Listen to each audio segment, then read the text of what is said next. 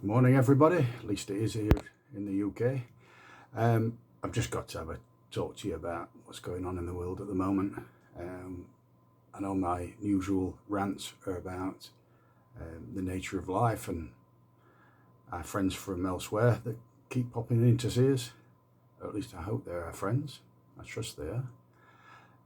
But it seems that it's not our friends from outside that we need to worry about. It's the people who are actually here on Earth, who claim to be human beings. I'm not sure that a lot of them fit that particular description. I think some are masquerading under false pretenses. But perhaps that's another story for another day. Been looking at what's been going on in the world in the last few weeks. Not impressed, as usual. There's a lot of people who claim to be leaders in our society, and the people who are not fit to even mention the word leader in the same sentence as their own name. Let me just define what a leader is as far as I'm concerned. A leader is somebody who thinks about their people before they think about themselves. Let me just say that again. A leader is somebody who thinks about their people before they think about themselves. Now, with those words in your ears, look at the leaders that we supposedly got in humanity. Just look at them. They've all got the snouts in the trough. They're all pandering to the big corporations, who of course are their supply of money, both now for their political parties and electoral campaigns and what have you, and also for their future well-being when they've retired from politics. We all know what happens.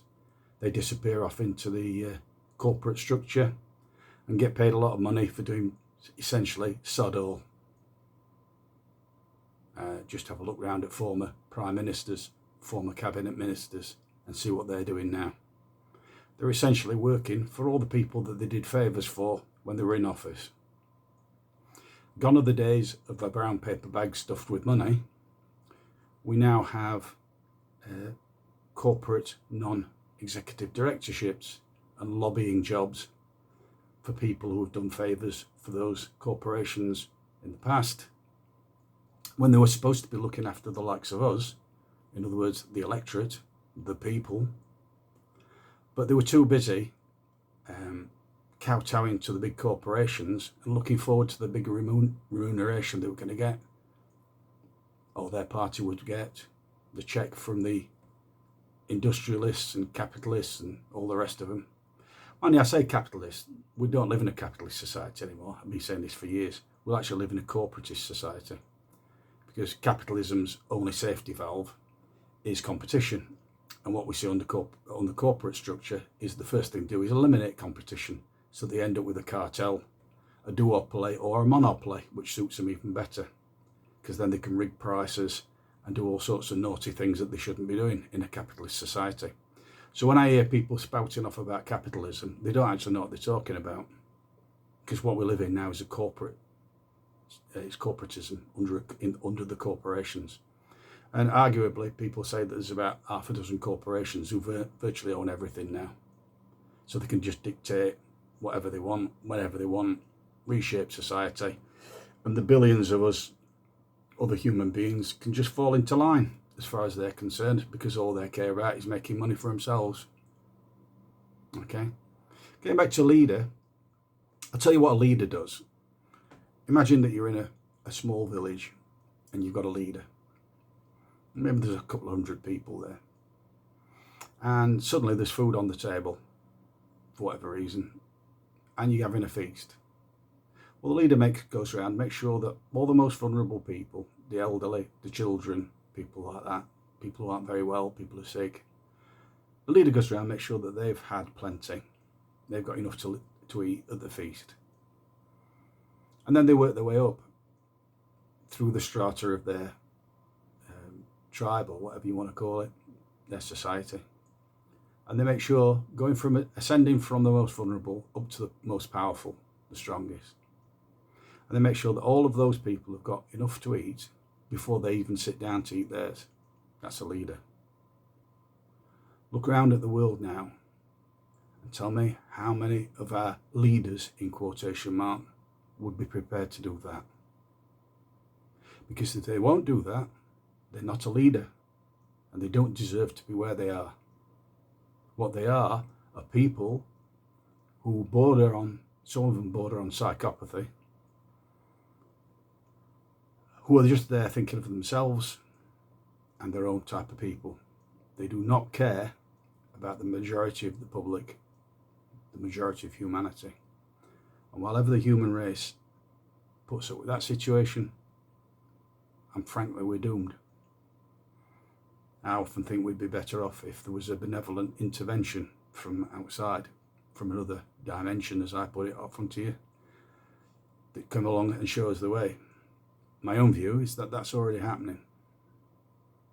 But there could also be less benevolent beings trying to get control of humanity. Who knows? But what we have to do is, I can't change the world, but I can change the world that I live in. Make little changes to try and help other people, to try and do the best you can for others. I work for quite a few charities, community groups and stuff like that, for that very reason. Don't make any money from it. I do it because it's the right thing to do, to help other people who aren't quite as fortunate as I am. Now, if we all did that, there'd be a groundswell of love for each other, which would then permeate its way up, and the people at the top who currently aren't doing their jobs would find themselves where they should be, in the gutter with nothing, because that's where I would put them. They've had the chance and they've blown it, so I would take everything from them if I was in control of the world, or in control of any part of humanity. That was the first thing I'd do. Somebody once asked me a long time ago, what would happen if they said ETs came, but I think that's a wrong title. Let's just say, I believe they're from other dimensions, but let's just say that another race of people came to Earth and said, oh Dennis, we want you to be in charge of everything. What's the criteria that you would work for us? First thing I'd say, I can't benefit at all from anything that I do. So in other words, I'm not allowed to own anything before I can be a leader. I don't have anything anymore. All you'll do is provide me with enough daily things to get by. Enough food, a roof over my head, a modest roof over my head, not a palace or a great big stately home with loads of servants and stuff like this. So that's not something I need. All I need is a basic, if you like, basic quarters to live in. Roof over my head, some heat, water, light, that kind of thing. Just the basics of life. And food, of course, and stuff like that. But after that, not allowed to benefit from anything. So that you know then that everything that you do is for the best of reasons. It's for your people, it's for humanity, it's for fairness, justice for everybody. And it's not just your mates that you went to school with, your little pals from some public school where you all went to learn how superior you are. And I'm not just blaming the current government that's in here in Britain, because they're all the same. They're all cut from the same mould now. Very little to choose between any of them. And that's what I would tell this other race, because people are fundamentally selfish, and I am like anybody else. But you have to try and govern that selfishness. Firstly, realise that you are selfish. We all are, because it's in our DNA to survive. And to do that, we also have to live with other people as well. So there's this kind of opposing dynamic going on, where we live in a society, but at the same time we're an individual. And we always have to be mindful of that when we're making decisions and stuff like that. And it's easy to get carried away with your individual side and forget that we're supposed to be part of a community. I think a lot of people at the top have forgotten this. When you look at what's happened recently, national insurance going up. Oh yeah, the old favourites, isn't it? National insurance, because then it's not a tax rise, is it? If they put a penny on income tax, there'd be riots in the street. But when it's national insurance, which is essentially the same thing, it seems to go under the radar somehow. So all the small businesses will be getting crippled with this new tax, because that's what it is. People will be getting crippled with it. Ordinary working people will be getting crippled with it. And of course, as ever, the people at the top, you know, the really, really rich people, of course, they don't pay tax and stuff like that, because they live in some tax haven somewhere and just jet in just to come in and get their gold, and then won't go back again to their tax haven where they don't pay any income tax or national insurance or anything else. That's the world we live in. Of course, you won't hear the media screaming about this, because guess who owns the media? That's right, the same billionaires who are doing this, living in the tax havens. Well, they're not billionaires now. I call them zillionaires, because they've got that much money. The word billionaire doesn't even come close to describing the extent of their wealth. There's nothing wrong with being wealthy. When it becomes your obsession and you'll basically stand on everybody else to get the money and rig society so it's all in your favour, then it's an evil thing. It's not a worthy thing anymore. You know, there comes a point where, you know, if you're a little guy and you start a business and it starts making money and then it starts employing people, yeah, it's a good thing, because other people are sharing in the benefits that you've built up. But when you're a multi-zillionaire and all you think about is making more money for yourself at the expense of everybody else, then all of a sudden I don't think you're in a position anymore, a moral position, where you should keep that money. And it's interesting that they all say, oh, there's nothing we can do about this. Oh, yes, there is. There's plenty of things they could do about it, but they just don't want to do anything about it, because these politicians, who are the decision makers, of course, are like little puppets. That's all they are. Just little boys, little girls, acting like puppets. You know, and what we've seen in the last couple of years is a perfect example of what happens. People making a lot of money off the backs of other people's misery. And none of them care, because none of them have got any moral backbone at all. No moral fibre. They're just selfish, spiteful, mean individuals who are just in it for themselves. And we've seen £20 knocked off universal credit. So in other words, the poorest people are going to be the first people targeted to have money taken from them. Funny, isn't it, that they're not talking about putting income tax or anything, any kind of tax on people who are zillionaires. I wonder why that is. Oh, that's right, because they're the people who write checks every year to the political parties, all the political parties. I'm not just getting out one. All of the political parties are stood in line with their handouts, with their hands out, waiting for checks from big corporations that are owned by zillionaires. So guess who's dictating policy? What is it? Who pays the piper calls the tune, is the old saying. Yeah, exactly. So anyway, that's my thoughts on it. People, they should be stopped from being called leaders, because none of them are. They're just selfish, spiteful, self-serving individuals who are there thinking about themselves, nobody else.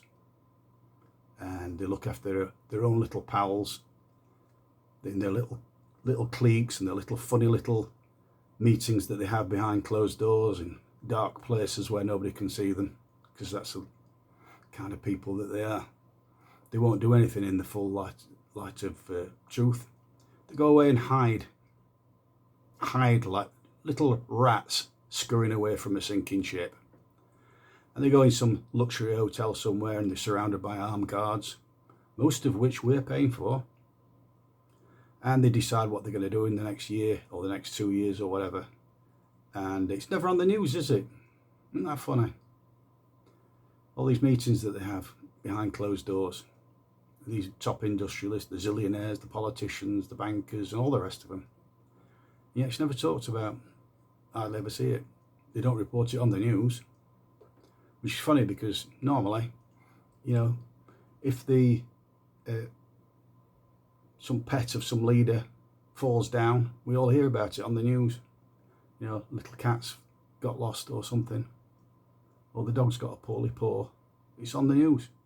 And yet every world leader meets in a hotel somewhere with the world's richest people, and strangely, it's not on the news, is it? Now I wonder why that is. What are they up to? What are they talking about? Are they talking about playing Monopoly? Well, they are, in a sense. Are they playing cards? Are they talking about UFOs? Actually, they probably are, because they all know what's happening, whereas they keep it from us and try telling us it's a load of rubbish. Well, they did until recently, but now they've had to admit it, haven't they? Probably because it suits their agenda. But it'd be interesting to see what's going to happen in the next few years. Personally, I know. And I can tell you that these Charlies are not going to be in power for much longer. I can assure you all of that, because I've been notified that changes are afoot and the world is going to change massively in the next few years. Now, you might think, what's he talking about? Well, you'll see pretty soon, because humanity has to grow up, and the first thing that has to happen is its leaders have to be sorted out, because they are not leading in the correct fashion. They're leading to suit themselves, and that's not what they should be doing.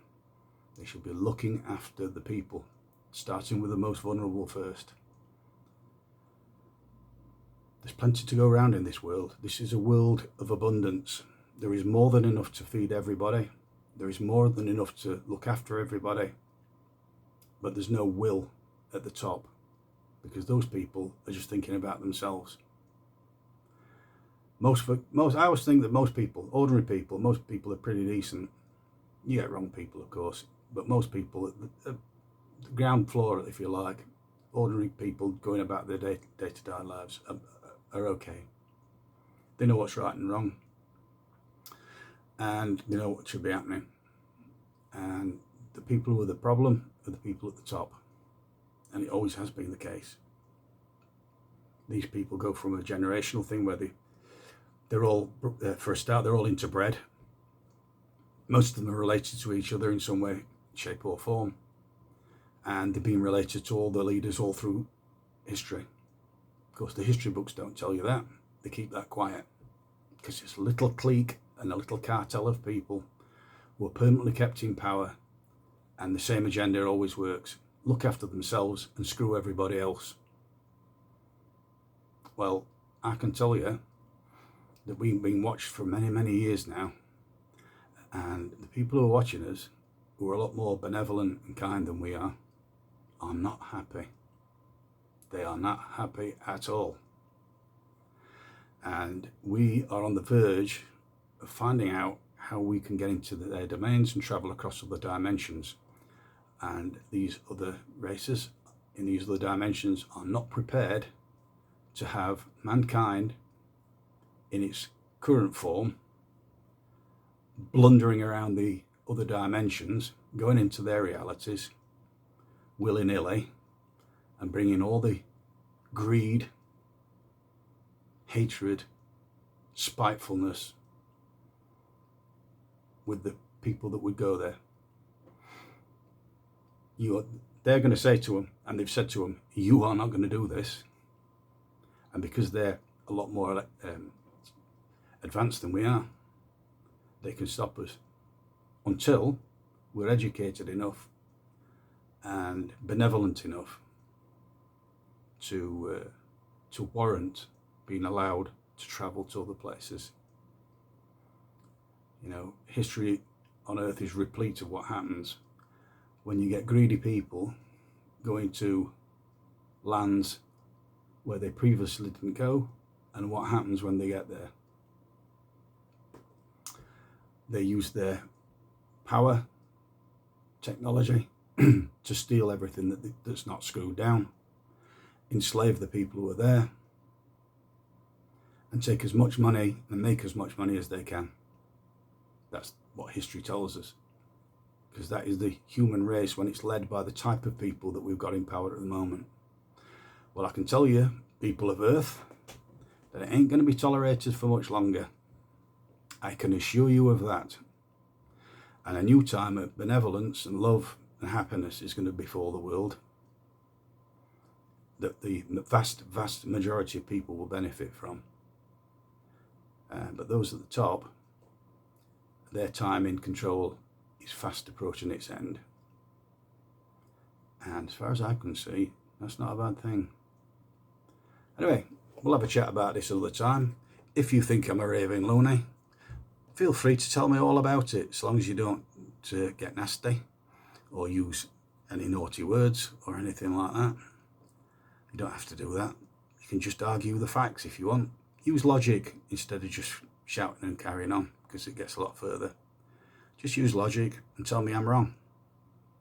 But give me facts. Don't just tell me I'm an idiot or tell me I'm whatever you think I am. Give me facts. Let's have a proper debate about things. You might think that you have a different opinion to me. You're quite justified to have that. But put a little thing in the comments below, which hopefully I'm now pointing at. And if you do me a favour, if you'd be so kind, just do the usual stuff of the pressing the subscription and the like buttons and the subscription buttons, or the what do you call it? It escapes me at the moment, but you know the drill, don't you? All that stuff that's below here. Just press all them buttons. I'm an old man now, so I keep forgetting stuff. Right. So I'll catch you again. See you later. Take care. Love to you all.